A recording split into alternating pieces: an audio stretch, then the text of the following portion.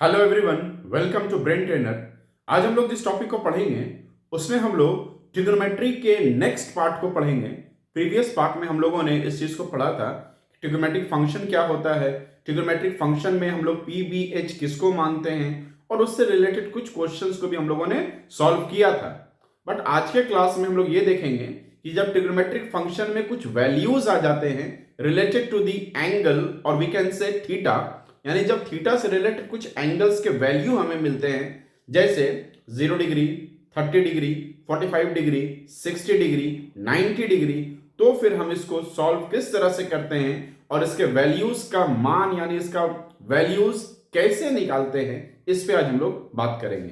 तो सबसे पहले यह समझिए कि जितने भी मेरे ट्रिग्नोमेट्रिक फंक्शन है, चाहे वो साइन थीटा हो, कॉस थीटा हो, टेन थीटा हो, कॉट थीटा हो, कॉसेक हो, सेक हो, कॉट हो, जितना भी फंक्शन है उसके वैल्यूज को हम इजीली हाथ पे बना सकते हैं, बता सकते हैं। किस तरह से देखिएगा, सबसे पहले इस तरह से हाथ को समझिए, इसको समझिए रूट अंडर 0/4 ये वाला, इसको समझिए root under 1/4, root under 2/4, root under 3/4, root under 4/4। ठीक है, तो उसी तरीके से हम लोगों ने यहां पे इसे बनाया है। चलिए आपके लिए हम यहां पे एक इस तरह से बना देते हैं, ये हुआ। ठीक है, तो इसको हम मानेंगे रूट अंडर 0/4 रूट पे, इसको रूट अंडर 1/4, ये रूट अंडर 2/4, ये रूट अंडर 3/4, ये रूट अंडर 4/4, इस तरीके से।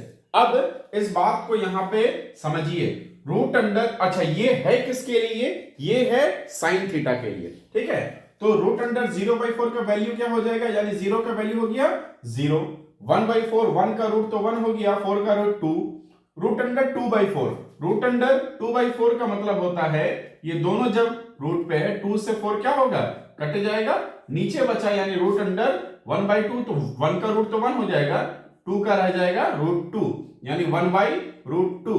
उसी तरह यहां पे हो जाएगा रूट 3/2 या वैल्यू 1। जब ये साइन का वैल्यू आपका आ गया, ठीक है, तो इसके बाद आप इसको क्या कीजिएगा, कॉस के लिए इसको उल्टा लिख दीजिए, 1 को यहां 1 ले आइए, यहां पे रूट 3/2, यहां 1/√2, यहां 1/2, यहां 0। अब 10 के लिए 10 का एक फॉर्मूला होता है sine theta by cos theta, यानी साइन और कॉस को जब हम डिवाइड करेंगे तो हमारे पास 10 का वैल्यू बचेगा।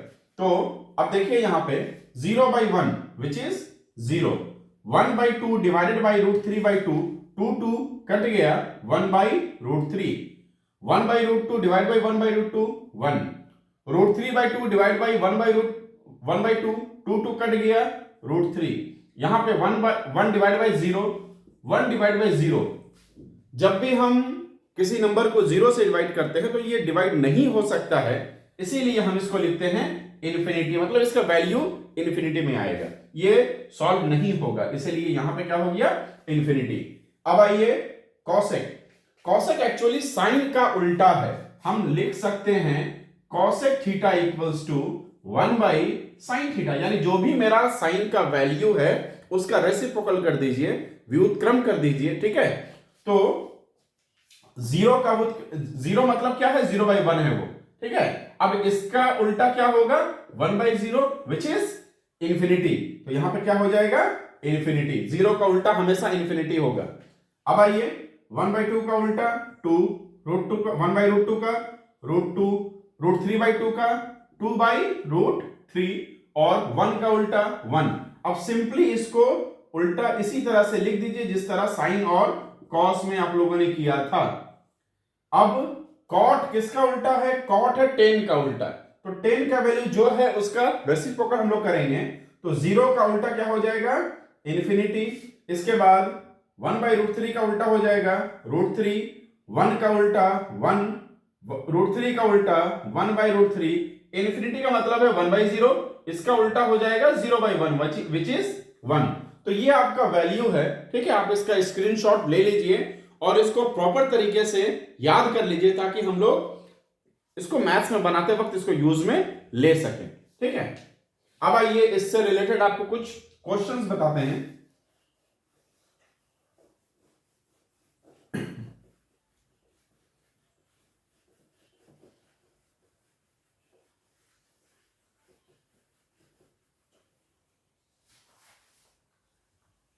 जैसे एक सवाल है 8.2 एक्सरसाइज का, ठीक है।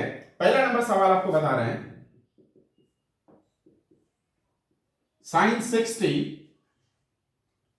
cos 30 plus sin 30 cos 60।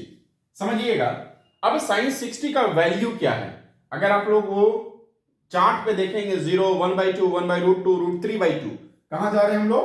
√3/2। और sin 60 जितना होता है cos 30 उतना ही होता है, क्योंकि वो रिवर्स होके आ रहा है।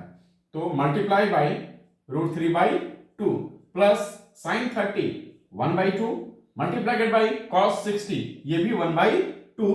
अब वैल्यूज पुट कीजिए, देखिए √3 मल्टीप्लाइड बाई √3 3 हो गया, 2 मल्टीप्लाइड बाई 2 4 हो गया, 1 मल्टीप्लाइड बाई 1 1, 2 इंटू 2 4, एलसीएम 4 होगा, 3 प्लस 1 विच इज 4/4, कट के ये क्या आ गया 1, आपका 1 इसका आंसर। तो इस तरीके से हम लोग इसको इजीली वैल्यू को याद करके जब इसको वैल्यू को पुट करेंगे तो मेरा मान बहुत आसानी से आ जाएगा, ठीक है। एक दो सवाल और बताते हैं आपको।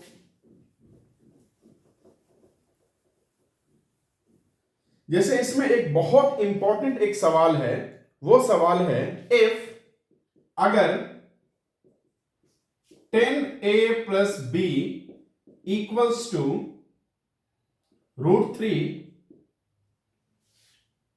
And 10a minus b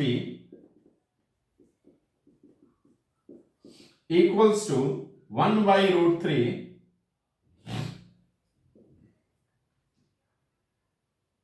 zero degree से बड़ा है a प्लस बी और 90 डिग्री से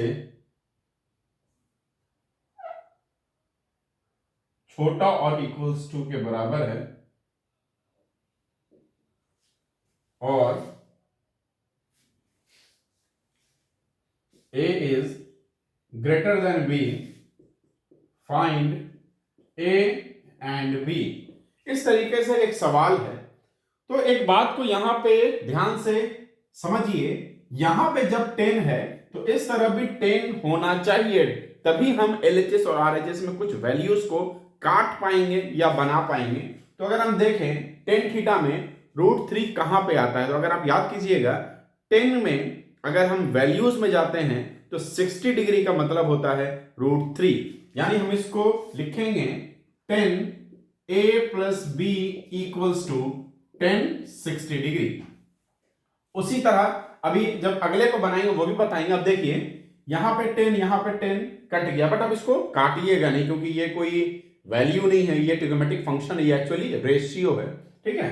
तो अगले स्टेप में आप इसको हटा दीजिएगा, a plus b equals to 60 degree, इसको इक्वेशन 1 मान लीजिए। उसी तरह से 10a minus b equals to, देखिए 1/√3 है, 1/√3 को हम लोग जानते हैं 30 डिग्री होता है, तो हम लिख देंगे 10 30 डिग्री। उसी तरह से 10 को हटा देंगे, a minus b equals to 30 degree, equation 2। अब आइए a plus b equals to 60 degree, a minus b equals to 30 degree. हम लोगों ने linear pair of two variables यानी दो चर वाले रैखिक समीकरण में इसको अलग अलग तरीके से सॉल्व किया है, तो हम भी इसको इस मेथड से सॉल्व कर रहे हैं। देखिए ये माइनस हो जाएगा, ये प्लस, ये माइनस कट गया, 2b equals to 30 degree, b equals to 30/2, ये 15 भाग में कटा, b equals to 15 degree, 15 degree. अब b के वैल्यू को आप इक्वेशन 1 या इक्वेशन 2 किसी में भी बैठा सकते हैं। a plus b equals to 60 degree था, तो a plus 15 degree equals to 60 degree, a equals to 60 minus 15 which is 45 degree, यानी a का वैल्यू आया 45 डिग्री, b का वैल्यू आया 15 डिग्री। तो ये आपका आंसर। तो इस तरीके से हम लोग हर एक क्वेश्चन को सॉल्व करेंगे, ठीक है। तो मेरे वीडियो को आप लोग सब्सक्राइब कीजिए, लाइक कीजिए, शेयर कीजिए, ताकि इस तरह से हम आपको रोज मैथ्स में कुछ नया बता सकें। Thank you.